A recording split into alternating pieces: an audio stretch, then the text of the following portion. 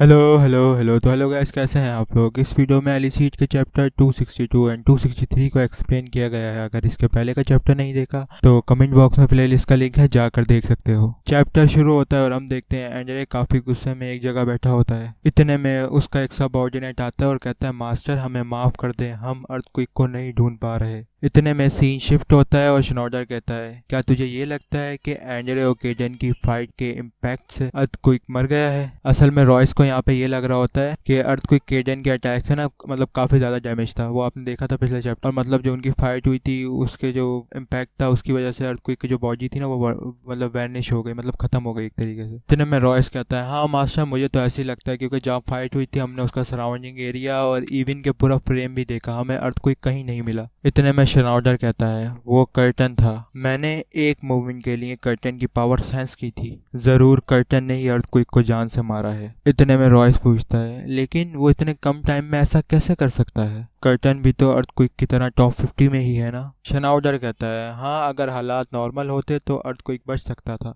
पर उसकी हालत पहले से ही काफी ज्यादा खराब थी।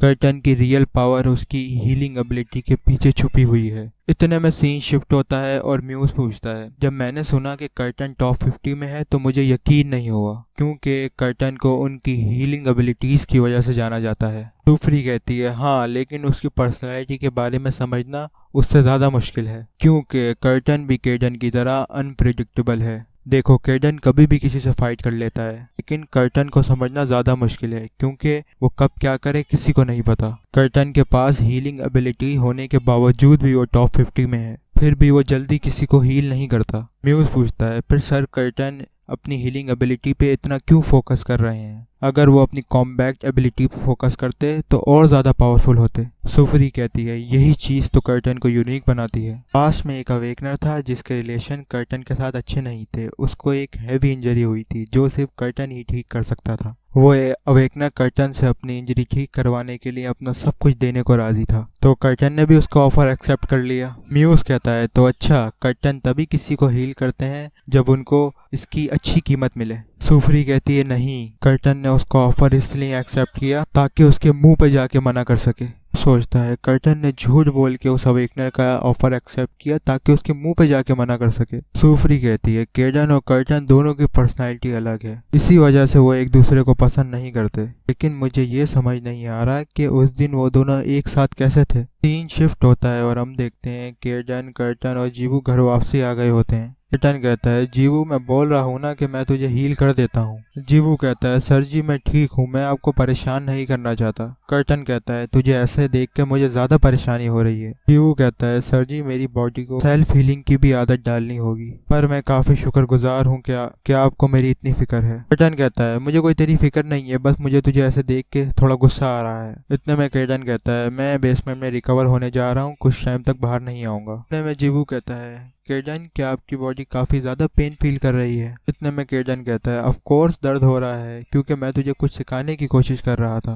पर ये सोच अगर मुझे इतना पेन फील हो रहा है तो एंड्रे को कितना हो रहा होगा, इसलिए तू मेरी परवाह नहीं कर, अपने आप को रिकवर करने की कोशिश कर। सीन शिफ्ट होता है और हम देखते हैं केडन बेसमेंट में अपने आप को हील कर रहा होता है। कर्टन सोचता है, केडन काफी एटीट्यूड में बात कर रहा था, लेकिन उसको काफी ज्यादा इंजरीज हुई हैं, जिसकी वजह से वो काफी दिनों तक बाहर नहीं आ पाएगा। वैसे लग रहा है कि जीवू का फोर्स कंट्रोल रुक गया है। कर्टन ऊपर जाके देखता है तो जीवू की बॉडी पेन की वजह से कपकपा रही होती है। को ऐसे देख के कर्टन से बर्दाश्त नहीं होता और वो उसको हील कर देता है। वो सोचता है इस बच्चे के लिए इतना काफी रहेगा, बाकी तो ये खुद से ही रिकवर हो जाएगा। कर्टन बाहर देखता है तो सारी कैट्स उसी को देख रही होती हैं। कर्टन कहता है, तुम मुझे ऐसे क्यों देख रहे हो, मैं सिर्फ उसको ऐसी कंडीशन में नहीं देख सकता था। सीन शिफ्ट होता है और हम एक टॉप 10 अवेकनर को देखते हैं जिसका नाम एस्ट्रा होता है। तभी एक बंदा कहता है, मास्टर हमें पता लग गया है कि कर्टन कहाँ पर है। आशा कहता है, मैं कर्टन को इतने सालों से ढूंढ रहा हूँ लेकिन वो मुझे नहीं मिला, फिर तुम्हारे पास उसकी इन्फॉर्मेशन कहाँ से आई। वो लड़का कहता है, हमें इसकी इन्फॉर्मेशन फ्रेम से मिली है। आशा कहता है, मुझे उन लोगों की इन्फॉर्मेशन पे भरोसा नहीं है।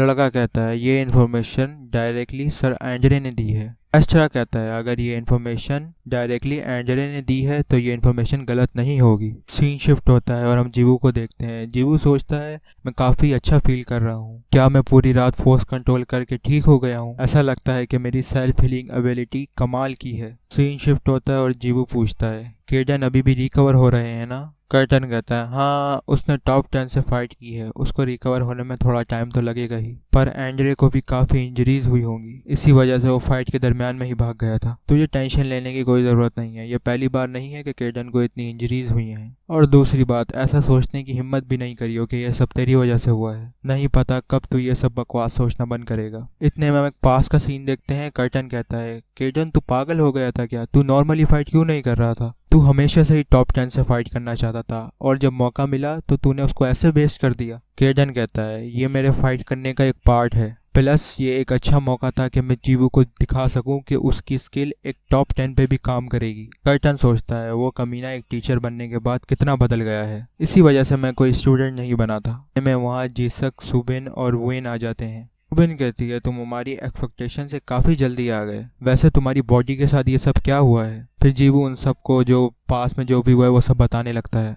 सुबिन कहती है क्या सच में ऐसा हुआ था, सर कर्टन तो कमाल के हैं, उन्होंने पूरे फ्रेम से अकेले पंगा ले लिया, जबकि वहाँ टॉप 10 में से 3 अवेकनर्स थे। वैसे वो कमीना ड्यूक भी वहीं पर था ना। जिसा कहता है वो कमीना टॉप 10 का स्टूडेंट बनने के बाद काफी एरोगेंटली घूम रहा होगा। सुबिन कहती है जब वो अकेडमी में था तो हमें उसे और मारना चाहिए था। सीन शिफ्ट होता है और हम देखते हैं कि जियोंग के मोबाइल पे जिसक का मैसेज आया हुआ होता है। मैसेज में लिखा होता है कि सिस्टर जीवू वापसी आ गया है तो मैं आज जीवू के घर पे ही रुकूंगा। जियोंग सोचती है अच्छा हुआ कि जीवू सेफली वापस आ गया। इतने में न्यूक कहता है चेयरमैन एसोसिएशन को खबर मिली है कि फॉरेन अवेकनर्स हमारी कंट्री में आए हैं। जियोंग कहती है आप जिस तरीके से बता रहे हैं इसका मतलब ये है कि वो कोई नॉर्मल अवेकनर्स नहीं है। कहता है हाँ मैम, हमने आइडेंटिफाई किया है कि उनमें से 2 लोग टॉप 50 में हैं जिनका नाम मोरास और गहीन है, और उनमें से एक अवेकनर का नाम तांजी है जो टॉप 100 में है। हमें ये भी इंफॉर्मेशन मिली है कि वो उस ऑर्गेनाइजेशन में से हैं जिसको टॉप 10 में से एक आस्ट्रा लीड करता है। जियोंग पूछती है उनके यहाँ आने का क्या रीजन है। इन्यूक कहता है ऐसा लग रहा है कि वो लोग ये जानना चाहते हैं कि कर्टन कहाँ पर है। सीन शिफ्ट होता है और ताजिन पूछता है क्या तुझे नहीं मालूम कि वो कहाँ पर है।